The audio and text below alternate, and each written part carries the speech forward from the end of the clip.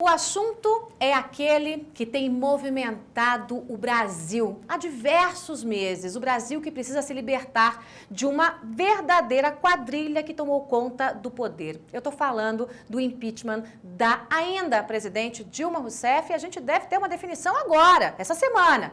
Pelo menos se o cronograma que foi estabelecido pelo Senado for seguido e se não houver uma nova tentativa de golpe em cima desse processo de impeachment. E hoje eu converso mais uma vez com os autores desse pedido, um pedido que de fato começou a arrebentar os grilhões que há mais de 13 anos prendem o Brasil. Janaína Pascoal, jurista, Hélio Bicudo, jurista. Aliás, Janaína Pascoal acabou virando a musa do impeachment. Essas duas figuras foram as que primeiro assinaram o pedido. Depois vieram outros. E a gente vai conversar sobre tudo isso e muito mais agora. Prazer recebê-los mais uma vez. Né? Estávamos juntos na luta desde o começo. Verdade. Né? Janaína Pascoal ainda está com um pouquinho a voz. Ainda tô asmática. Depois de tantas horas falando na comissão do Senado, eu vou começar aqui com a Janaína.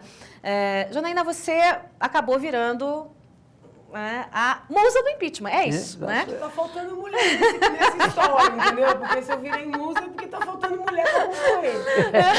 Vamos lá.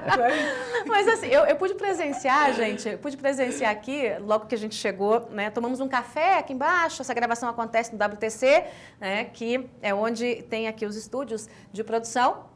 E a gente foi tomar um cafezinho e tal. E o pessoal, Janaína, posso tirar uma foto? Porque eu sou teu fã. Aquela participação tua na comissão do impeachment no Senado deixou muito claro para aqueles que ainda tinham dúvida de que, de fato, nós estamos num período em que vocês precisam do apoio da nação. Não é só sair à rua pelo fora Dilma, mas é também dizer, estamos com esses juristas que estão trabalhando pelo Brasil. Você deu um show no Senado e houve uma tentativa de massacre, né? Massacre baixo. É um massacre da Serra Elétrica. Foi um horror aquilo. Porque assim, o pior foi o seguinte, eu estava doente e eu não tinha almoçado, porque eu não imaginei que ia demorar, e aí eu cheguei, o restaurante do Senado estava fechado, entendeu? Então, realmente, acabou ficando um pouco pesado, né? Mas como eu disse pro pessoal lá, eu falei, olha, eu vou ficar até o final, entendeu? E realmente, eu dei a palavra, se eu dei a palavra, eu cumpro. Eu vou ficar até o final. Foram mais de 8 horas, gente. Eu acho que deu isso aí mesmo. Né? De intenso massacre da Serra Elétrica, porque os 5, eu falo, eu posso falar, Janaína talvez não queira falar, né? Os 5 patetas que apoiam o PT na comissão, que são 5 patetas, mosquiteiros às avessas, porque eles defendem o que não é justo, né? O que não é legal, foram para cima com unhas e dentes, né? Tentando desqualificar e dizendo que você recebeu dinheiro para fazer isso. Da onde? Olha, acho tão bom você tocar nesse ponto para esclarecer para as pessoas. Eu não ganhei um centavo, nem eu, nem professor Miguel, nem doutor Hélio. Ninguém ganhou nem um centavo para fazer esse trabalho. Nada, zero. Até a passagem nós pagamos do bolso. Isso é importante que fique claro. O pessoal lá confundiu propositalmente um parecer dado bem antes, que não tem nada a ver, não é a mesma peça, nada a ver com o pedido de impeachment que foi feito, entendeu? Confundiu é bondade sua, né? Né? Eu acho que foi proposital, claro. Mas assim, com o intuito de desmerecer e de tentar transformar esse pedido num pedido partidário. Mas a verdade é a seguinte, esse pedido não nasce de partidos. Depois os partidos abraçam o pedido. Primeiro o PPS, depois DEM, depois PSDB, muito tardiamente. É só verdade que eu tô falando. É verdade. Esse pedido nasce com 2 cidadãos, doutor Hélio Bicudo aqui, né, que é o dono do pedido. Não, que e isso. Comigo. Depois entra o professor Miguel, entendeu? Exatamente. Depois entram os partidos. Então, assim, a tentativa do PT é tentar colocar que isso é uma questão partidária, desqualificar. que é um golpe de figuras determinadas. Claro. Começaram dizendo que era o PSDB, depois passou para o Cunha, depois passou para o próprio Temer. E a verdade é a seguinte, é a cidadania falando. Exatamente. Entendeu? Então, esses pedidos de foto, as várias mensagens, as cartinhas, o amor, né, que a população está dando para a gente, é a demonstração de que é a cidadania falando. Mas você sabe que eu acho isso uma coisa maravilhosa na democracia. 3 pessoas conseguem movimentar o Brasil, É maravilhoso. não é, para um ideal que é de todos os brasileiros. 3 gerações. 3 gerações, exatamente. É muito legal isso. E assim, 3 pessoas que conseguem mostrar que a Constituição está sendo violada, que a lei de responsabilidade fiscal foi violada, que a lei de diretrizes orçamentárias foi rasgada, implodiram a LDO, né, e que o Congresso ficou passivo até então. Ficou passivo. Exatamente. Mas não foi só o Congresso. Não, é verdade, é verdade. Não foi só o Congresso. O que acontece? Como o PT tem um discurso de vitimização muito forte, e eles são bons de marketing, são bons. São. Né? Como eles têm esse discurso forte, as pessoas se envergonham, se intimidam, entendeu? Eles estavam muito acostumados a posar de vítima e a dominar a situação dentro das universidades, nos veículos de imprensa, né? Na política. Então, quem ousasse falar contra um petista, nossa, é racista, é sexista, é tudo quanto é ista, né? Fascista, isso, tudo quanto é machista, isso, racista, tudo, sexista, tudo. né? Então, assim, o que acontece? Os petistas estudam pouco, a verdade é essa. Então, eles criaram umas frases de efeito, uns chavões, e repetiam. E citam um monte de autor que ninguém nunca viu, né? Porque eles também não leram, entendeu? Por isso que eu digo, tem que ler, porque a hora que eles começam com aquela ladainha, você fala assim, amigo, mas na página tal desse livro aí que você está falando não tem nada disso. Entendeu? Então, assim, eles acostumaram a serem os titulares do discurso, entendeu? Então, no Congresso também eles intimidavam, né? Porque é o jurista, não sei quem, é o grande isso, é o grande aquilo. A casa deles caiu, entendeu? A máscara caiu. Todo mundo está vendo quem é que eles são. Então, assim, eu acho que esse processo iniciado por Dr. Hélio... Por você. Por nós. Esse processo, ele está fortalecendo o cidadão. Eu recebo, às vezes, e-mails assim, olha, eu sou apenas uma avó, eu sou apenas uma dona de casa. Apenas o caramba, entendeu? Você é uma cidadã brasileira, você é uma avó que está educando seus netos, uma dona de casa que está batalhando... Eles falam que eles não são elitistas, mas eles fazem as pessoas se sentirem menores. Porque quem é que vai dialogar com eles? Eles são os donos da verdade. Sim. Não são. Eles não são. Os Então, pais assim, dos pobres, eu né? acho que o legal desse processo todo, independentemente do resultado final, porque como eu falei lá na comissão, o Senado é soberano, o Senado é juiz, independentemente, é um resgate da cidadania. Que eles falsamente se apresentam como defensores da cidadania, mas eles não são. É verdade. Porque se eles fossem, eles não dividiriam o país como eles dividem. Que é uma tática, eu até já gravei um vídeo sobre isso, para quem não acompanhou, que é uma tática que vem do Decálogo de Lênin. Essa coisa de dividir, divida a nação, coloque uns contra os outros, né? Transforme tudo numa baderna geral, né? Deixe os jovens cada vez mais doidos. Isso aí, dá uma olhada nesse vídeo que tem explicando para você, porque ainda muita gente não conhece essas teorias, são teorias de guerrilha e que o PT adota, gente, no dia a dia. É isso, pronto, acabou. Né? Mas Fala, é a história. Isso não é de hoje. Não é de hoje. É de ontem. Não é? Os romanos já diziam, né? Você impera sobre os outros. Acabou. Acabou, exatamente. Quando o senhor acompanhou a Janaína lá na comissão do impeachment? Eu acompanhei em casa. Em casa. Quando o senhor acompanhou, né, ela estava sozinha lá, o Miguel Reale Júnior tinha compromisso, não pôde ficar e tal, ele fez a defesa dele, respondeu ali por alguns minutos e foi embora. E a Janaína ficou ali aguentando o massacre, né? Durante muitas e muitas horas. O ataque, porque foi ataque. Como é que o senhor viu aquilo, né? Os argumentos utilizados pela bancada dos 5 patetas, a tentativa de desmerecer, de agredir, de inventar coisas como essa, ela levou dinheiro. Prova, cara pálida. Cadê? Prova, mostra. Não é? Prova, denuncia. Mas é falta, isso é porque falar por falar, qualquer papagaio fala. Então, se estão dizendo... Isso é falta de argumento. É isso aí. É isso. Você não tem argumentos, você ataca. É o que aconteceu. Eu acho que as pessoas que estão no status do Estado, eles pensam que são deuses. Exato. Estão acima de tudo, do pecado, do bem e do mal. Então, é uma luta muito desigual. Porque, na verdade, nós sabemos que temos apoio popular. Eu não tenho apoio de nenhum partido político, a Janaína também não tem. E nós estamos lutando para quê? Para que a democracia penetre nas pessoas, que as pessoas percebam o que é democracia. Né? Eu acho que isso é muito válido. Eu acho que é uma briga que nós estamos travando contra a ignorância. Agora, doutor Hélio, cá entre nós, hein? Quem imaginou, poucas pessoas no começo acreditaram nesse processo, que esse processo ia resultar, de fato, no impeachment da presidente Dilma Rousseff. E eu vou dizer para você, se não houver nenhum golpe branco, jurídico, do judiciário, vai ser impeachment. Acabou. Não tem o que fazer, porque os argumentos são claros, saltam aos olhos. Chega a ser agressivo, você lê a peça e fala, meu Deus, é isso que está acontecendo há tanto tempo, né? Mas quando se iniciou lá no processo, lá no início do processo, muita gente desacreditava.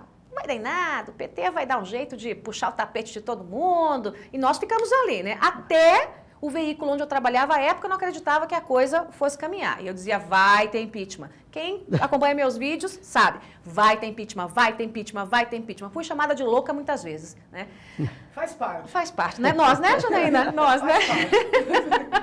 Mas olha, para enfrentar tudo isso tem que ser um pouco louco. Tem, né? Tem que, né? Tem que estar um pouquinho fora do juízo perfeito. Todo mundo tem um pouco, né? De louco.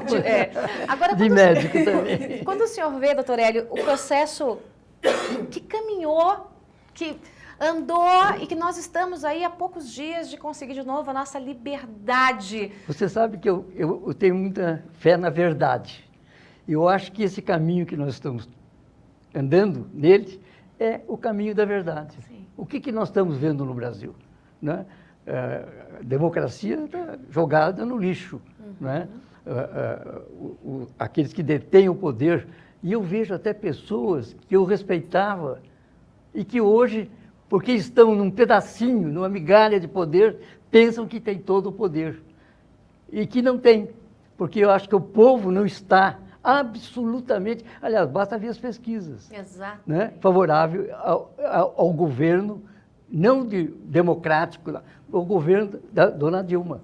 O senhor imaginava que a gente conseguisse trazer toda essa nação para apoiar? Porque hoje nós temos, gente, 70% do Brasil apoiando o impeachment da presidente, os outros 15% indecisos e 15% é a turma do PT, sindicato, os estudantes de esquerda, jornalista de esquerda, essas coisas. Não, mas é tal história. O movimento do qual nós estamos participando é um movimento espontâneo. Ninguém de nós está recebendo dinheiro, né? Enquanto que as pessoas muito pelo estão contrário, né? do outro Muitos lado nós recebem perdemos dinheiro para entrar nessa Exatamente. briga. Né? E ninguém está manipulando ninguém. Entendeu? Então, por exemplo, a gente não tem nenhuma ascensão sobre os movimentos que foram para as ruas. Olha, eu estava no meu canto, quieto, quando eu vi essa coisa começar a se movimentar. Eu disse, não, vou participar disso, porque nós estamos buscando um regime realmente democrático para o Brasil. Quando eu fui... desculpa que eu estou tossindo aqui no microfone. Quando eu fui na casa dele... A Janaína está com uma alergia, desculpa, tá, gente? Não pega. Ela fez essa brincadeira lá no Senado, porque ela sério, começou a tossir e tal. Ela está com uma alergia, né? Uma asma alérgica, e por isso que ela fica o tempo todo. Isso é uma alergia política. Quando eu fui à casa dele, eu falei, doutor, eu estou pensando em pedir um impeachment, mas ninguém acha que é por esse caminho. O que o senhor acha? Ele falou, acho que demorou muito para alguém me procurar. Falei, porque o senhor vê, tá todo mundo só pensando em 2018, esse pessoal da oposição só fica na cabeça com 2018, não pensa no agora, né? Ele me falou uma frase, o senhor não deve lembrar, mas o senhor falou, ele falou assim, Janaína, a gente nem sabe se vai ter 2018. Eles tinham que parar de pensar em 2018. 2018 não existe, entendeu? Nós temos que pensar agora aqui. Ele me falou frases assim, que a pena que eu não sou organizada, sabe, para escrever, porque são frases históricas. E aí ele tem razão. Ainda hoje, ainda nesse momento, com esse processo avançado, a gente percebe em algumas entrevistas de alguns políticos que eles estão mais preocupados em serem candidatos em 2018. Exatamente, com eles próprios do que realmente... É uma pobreza espiritual, entendeu? Exatamente. Porque a gente morre. Apodrece, né? É um apego. Entendeu? Eu acho que o que a gente está exercitando nesse processo é o desapego. Entendeu? Então, as pessoas começam a dizer, por exemplo, esse processo está iniciando mal, porque está iniciando com o deputado Cunha. Cunha. É um absurdo isso. Não é a pessoa física do Cunha que está em causa. Exatamente. É a pessoa do presidente da Câmara que está em causa. Ademais, ele é a pessoa que recebe ou não Exatamente. o pedido de impeachment. Ele recebeu e tocou para frente. E quem deu admissibilidade ao processo foi uma comissão. Exato. E depois dele teve a comissão, Exato. teve toda a discussão Teve do plenário. Supremo, teve toda a discussão do É. Supremo sobre o rito. Exato. Eles mudaram o rito para que fosse mais garantista a presidente. Sim. É. Passou pela comissão, passou pela plenária da Câmara, aí foi para o Senado, entendeu? Comissão do Senado. Que eu Passou acredito de novo, que passou vai, de né, novo. que vai, É. E aí vai ter ainda o julgamento final no Senado. É. O AGU sequer poderia ter feito a defesa, mas fez. Exatamente. Respeitar essa escolha pessoal da presidente. Eu acho que isso é importante, porque o direito de defesa também passa por você poder escolher quem vai te defender. Então eles deram um sinal. Só que esse não podia ser escolhido. Não Não podia. doutor, mas eles deixaram que ela escolhesse. Eles foram entendeu? complacentes, É, né? entendeu? Até Então, porque o assim, advogado-geral da União é, como o nome diz, da Exatamente. União. União, não é dos para três defender a poderes, presidente. não é Sim, da... tem toda a razão tecnicamente, mas do ponto de vista do respeito à escolha dela, eu acho que foi mais uma deferência que se prestou a ela. Uma deferência, entendeu? exato, uma deferência. Então, assim, ele foi ouvido por mais tempo do que a acusação. Sim. Então, assim, foi um processo tão transparente, está sendo, né, tão regado de garantias, que querer brincar que isso é golpe, porque começou com A, começou com B, porque participou C, é um processo pelo qual transitam várias autoridades, entendeu? Não, mas eu só queria entender a lógica, né, dessa coisa do golpe, porque vamos pensar comigo, né? Você tem um processo de impeachment que correu por todas as instâncias, que chegou na Câmara dos Deputados, que passou por uma comissão, todo mundo teve direito ao contraditório, fala A, fala B, tudo exposto em rede nacional, ao vivo, sem chance de edição, né? Todo mundo expondo seus argumentos. A questão passa pela comissão da Câmara, vai a plenário, passa a plenário, STF define o rito em plenário da Câmara, vai para uma outra comissão do Senado, houve-se testemunhas de acusação e defesa, não precisava, na comissão não precisava. Podia ser só lá no plenário, quando todo o Senado vai ser transformado num tribunal, né? Mesmo assim, houve-se advogados falando bobagem, né? Como aquele Marcelo Lavener lá, que Nossa. me envergonhou demais, meu Deus do céu. A mim também. Nossa, eu acho que a OAB queria abrir um buraco e se esconder quando ele começou a falar. Falei, cala a boca, Marcelo! Né? Cala a boca, Marcelo! Você sabe que a idade pesa, né? Exatamente. As pessoas ficam gagás. Ficam gagás, né, Natarelli? mas aí, gente... Não, o doutor Hélio é apaixonante. Mas aí tem esse processo todo, a exposição pública, a AGU foi ouvido de novo, depois que a comissão aprovou o pedido para seguir para o plenário, o AGU foi lá de novo. Como isso é golpe? Primeiro que não há golpe dentro da Constituição. A gente está respeitando a Constituição. E segundo, que foi estabelecido um rito que ainda que alguém quisesse dar um golpe, seria impossível. Não há golpe com o amplo direito de defesa assegurado. E o rito do Supremo, isso é uma coisa que as pessoas falam pouco. Ele foi mais protetivo Muito. com relação ao presidente do que o rito da lei. Exatamente. Então não dá para reclamar. Né? Cancelou aquela comissão que eles achavam que era contra eles, exato. né? Colocou voto aberto, que eles achavam que era pior para eles. Tirou um pouco de poder da Câmara, jogou para o Senado. Eu acho que interferindo ilegalmente em assunto próprio da Câmara dos Deputados. Exatamente. A gente até vai chegar num outro assunto aí. Que eu acho isso um perigo. Um perigo. Você justicializar a justiça. Não é. Não pode. Né? A gente pode brincar de virar ditador. Isso pode virar um assunto sério. Mas aí uma ditadura do judiciário sai de baixo. Sai de baixo, exatamente. Vamos lá, Janaína. Os motivos do impeachment estão todos descritos na sua peça. Eu já fiz 1,5 milhão de vídeos sobre esse assunto. Já falei sobre o rito, já critiquei o Supremo, aquela coisa toda. Né? Mas, de forma resumida, para quem ainda só ouve falar nos decretos e só ouve falar nas pedaladas, no empréstimo de banco público. Né? Confunde. Decretos com pedaladas. Então vamos por partes. Vamos por partes. A denúncia é aberta com Petrolão e Lava Jato. Tá? Ao todo são 65 páginas a denúncia. Dessas 65, 15 são sobre Petrolão e Lava Jato. Nossa, vocês estão dizendo que a presidente recebeu dinheiro para ela? Não. Nós estamos dizendo que ela tem... Não, nós não sabemos, né? Tem que seguir a investigação, né, Dorelli? Nós estamos escrevendo isso na nossa denúncia. Nós estamos dizendo o seguinte, haja vista a proximidade dela com figuras muito envolvidas na Lava Jato, muitas presas ainda, outras que já foram presas, fizeram delação, mas têm envolvimento. A postura dela, diante desse escândalo, foi uma postura inadequada com o decoro do cargo, entendeu? A chefe da nação tinha o dever de afastar essas pessoas para facilitar a apuração. E no lugar de fazer isso, a presidente segurou essas pessoas e as acobertou, né? E negou os fatos, quando a imprensa inteira já sabia, já dizia, mesmo a imprensa favorável a eles já dizia, ela negava os fatos. Então, esse comportamento quebra com decoro. Então, esse é o primeiro fundamento. O segundo fundamento são as pedaladas fiscais, que são esses empréstimos proibidos, que é aí que fere a lei de responsabilidade fiscal, tomados dos bancos públicos, Caixa Econômica Federal, Banco do Brasil e BNDES, que o rombo é lascado de grande. Esses inquéritos não foram contabilizados, né? Então, quem olhava não sabia que essa ilicitude estava sendo cometida. Essa não contabilização, a nosso sentir, é a prova do dolo. Porque se achasse que ele podia, por que Claro. que não lançou? É lógico. Entendeu? E o terceiro... Só para o nosso telespectador internauta entender, esse empréstimo dos bancos públicos não é assim que a Dilma foi lá e pegou um monte de dinheiro do banco. Não. Ela deixou de mandar dinheiro para o banco para cobrir os programas que estavam, inclusive Minha Casa Minha Vida, Bolsa Família, Bolsa isso, Bolsa aquilo. Ela deixou de mandar o dinheiro que tinha que mandar para os bancos fazerem os pagamentos.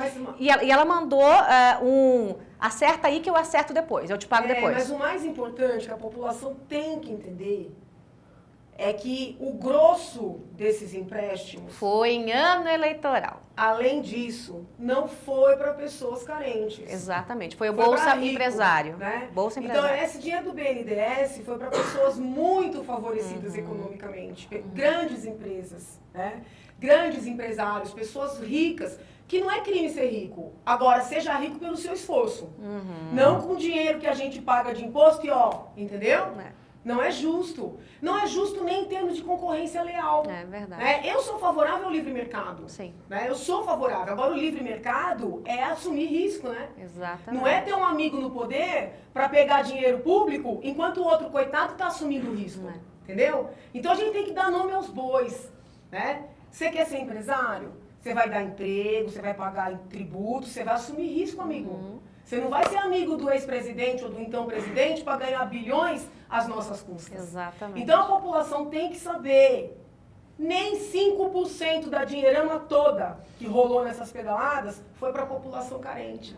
Se eles tivessem dado esse dinheiro para pessoas carentes, né, a gente tinha acabado com a fome do Brasil, com a falta de saúde, com a falta de um monte de coisa. Tá tudo mocosado com os amigos, entendeu? Por isso é que eles querem diminuir a nossa denúncia. Por isso é que eles querem restringir. Porque eles não querem mostrar a lista dos verdadeiros beneficiários. Mas de qualquer forma, na lei, né, na letra da lei, não pode fazer empréstimo, não interessa para quê. Pode. Não, mas eu acho que esse esclarecimento é importante. O fato de ter o Bolsa Empresário, que é uma coisa assim, absurda, porque é isso que a Janaína falou. Não sou eu e não é você. São os amigos do rei que conseguem lá o saco de dinheiro às nossas custas, porque o juro do BNDES é subsidiado. Se é subsidiado, eu pago, ela paga, você paga. Os bobões aqui pagam o juro lá para um bando de milionários ficar mais milionários e quem sabe rolar uma propininha aqui, outra propina lá, palestra de tem volta, lógico. Né? É tudo triangulado. Agora, na letra da lei, não interessa para quê. Ainda que fosse, vou instalar aqui um novo Bolsa, né? O Bolsa Sogra. Não pode, gente. Não pode. Não tem. Acabou. Não pode. Só que a situação, além de tudo isso, tem esse dolo, né? E esse espancamento na nossa cara. Terceiro ponto. São os tais decretos. Como eles estavam sangrando né, o dinheiro público pela Petrobras e por meio dessas pedaladas, estavam sangrando.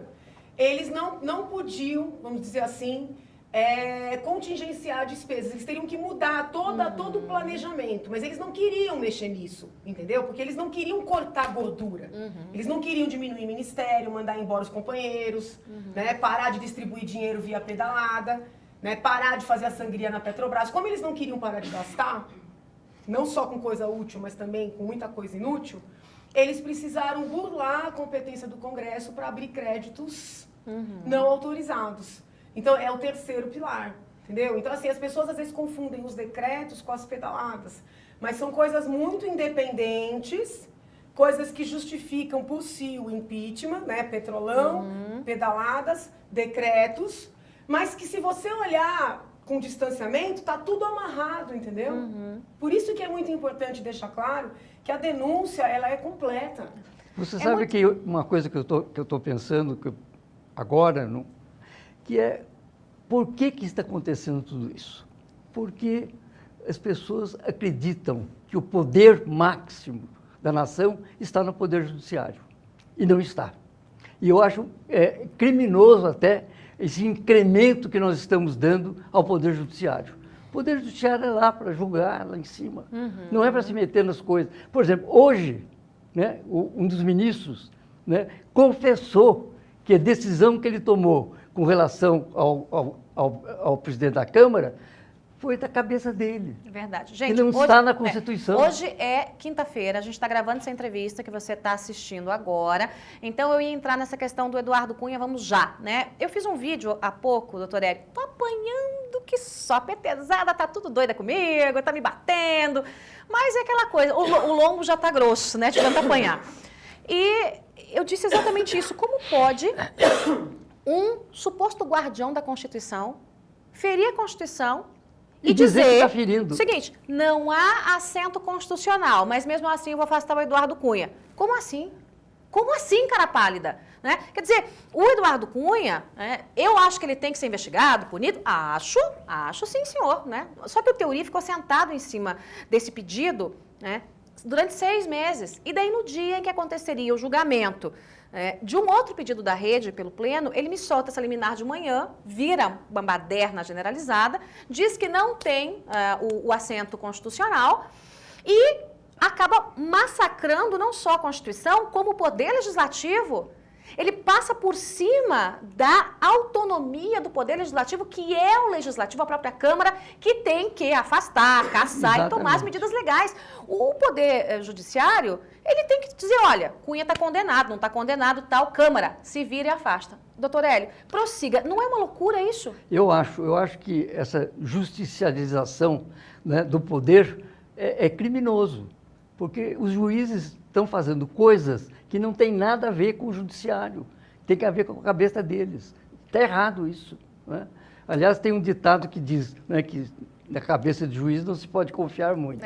Cabeça de juiz e bumbum de neném pode ser qualquer coisa, né? Exatamente, assim, não se pode confiar. Então, desculpe. Perdão, doutor. Não, conclua, doutor Hélio. É porque, assim, esse assunto é tão importante, porque, gente, preste atenção, quando a gente pensa numa situação como essa, a gente está inaugurando uma ditadura do judiciário. Isso. Uma ditadura do judiciário. Que é a pior ditadura que pode haver.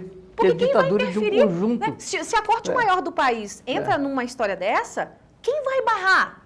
Porque, veja uma coisa, como é que se constituiu este Supremo?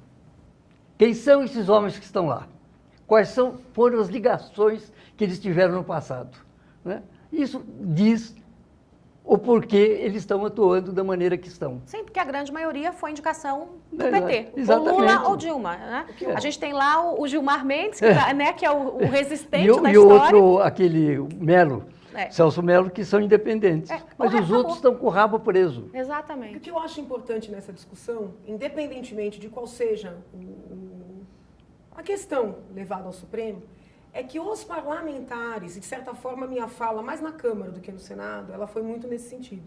Os parlamentares, eles acabam caindo numa armadilha quando eles próprios levam tantas questões para o Supremo Tribunal Federal. Né? Quando eles não conseguem, com fulcro no regimento deles, solucionar os conflitos internos e rapidinho atravessam a rua e vão para o Supremo, eles, não importa a sigla, veja, eu não estou falando aqui nem de A nem de B, estou falando de todos. Eles estão sinalizando para a população e para o Supremo, somos incapazes.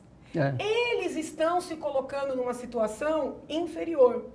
Então, quando o Supremo decide, de certa forma, o Supremo está, como é que eu posso dizer, confirmando o que os próprios parlamentares estão sinalizando, entendeu?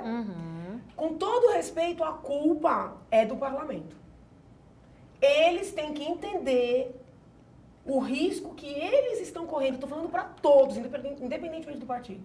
Eles têm regramentos internos, eles têm que se esforçar para resolver os conflitos internamente. Pode reparar, Joyce, se você fizer um levantamento, todos os partidos levaram demandas para o Supremo nos últimos anos, demandas referentes a coisas internas. Quando eles fazem isso, eles se colocam como uma instância inferior. Mas pela Constituição Federal, eles estão no mesmo patamar. Então a culpa, a meu ver, é menos do Supremo nesse aspecto e mais dos parlamentares. Bom, Quando nós levamos essa demanda para o parlamento, muita gente criticou. Você confia nesses parlamentares? Eu digo, confio no poder legislativo. Penso que o poder legislativo, de todos, é o mais importante. Porque são eles que representam a população. Então, eles têm... Veja que coisa engraçada. Eu acredito mais no poder deles do que eles mesmos. Eu acredito bem mais neles do que eles mesmos. Eu falei isso na Câmara. Não sei se fui bem compreendida. Acho que sim, porque depois a votação foi expressiva. Mas eu falei isso no Senado. Eu falei assim, senadores, os senhores estão querendo circunscrever, limitar o seu próprio poder. E eu estou dizendo para vossas excelências, concordem ou não conosco, digam para a população, nós temos a soberania e o poder de ler e dizer sobre essa denúncia, independentemente de qual vai ser a decisão. Mas o que eles fazem? Eles correm para o Supremo. Quando eles correm para o Supremo, eles se infantilizam, entendeu? Isso é muito sério. Isso é muito sério. Eles se infantilizam.